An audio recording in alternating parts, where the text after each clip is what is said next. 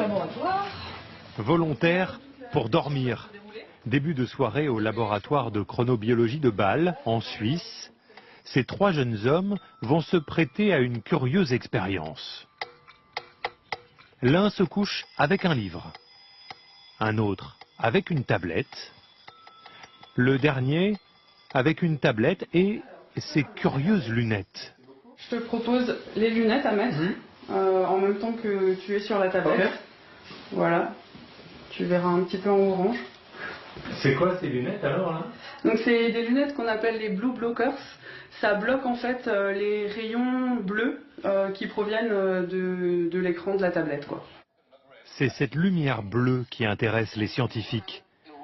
Ce soir encore, son impact sur le sommeil se confirme. Au bout d'une quinzaine de minutes, le premier à vouloir dormir, c'est celui qui a le livre. Ok. Ça y est, c'est l'heure de dormir.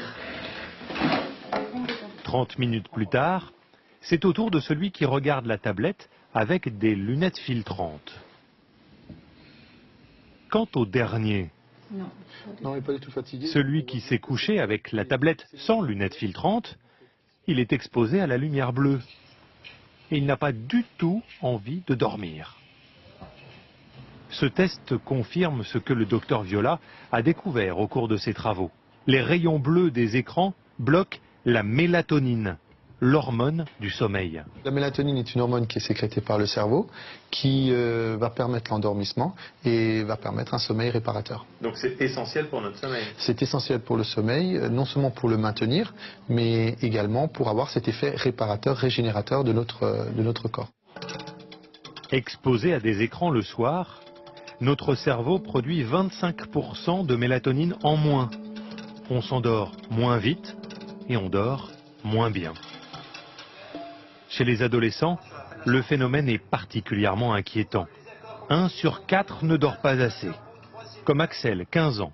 Nous protégeons son anonymat pour lui éviter des problèmes avec les professeurs. Il fait partie de cette génération ultra connectée. Chaque jour, je pourrais envoyer 500 messages en comptant ce que je publie sur Twitter ou sur Facebook ou ce que je peux retweeter ou favoriser. Le problème, c'est que cette addiction ne s'arrête pas à la tombée de la nuit. Ses parents pensent que l'appareil d'Axel perturbe son sommeil. Avec leur accord, j'installe une caméra infrarouge dans sa chambre. À 23 h, Axel se couche, smartphone sur l'oreiller.